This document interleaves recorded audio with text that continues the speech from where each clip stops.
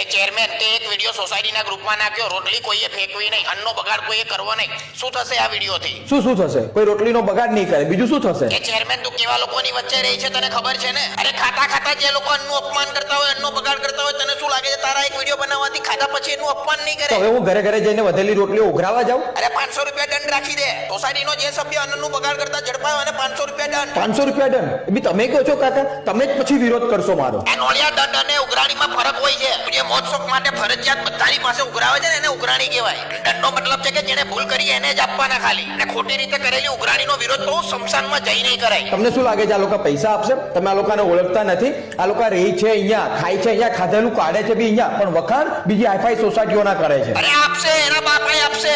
જાહેર કરી દે ચેરમેન, તું અન્નનો બગાડ કરવા વાળાને 500 રૂપિયા દંડ આપતી. અને તું ચિંતા ના કર, તારી પાછળ આ 10મા વાળો કાકો ઉભો છે.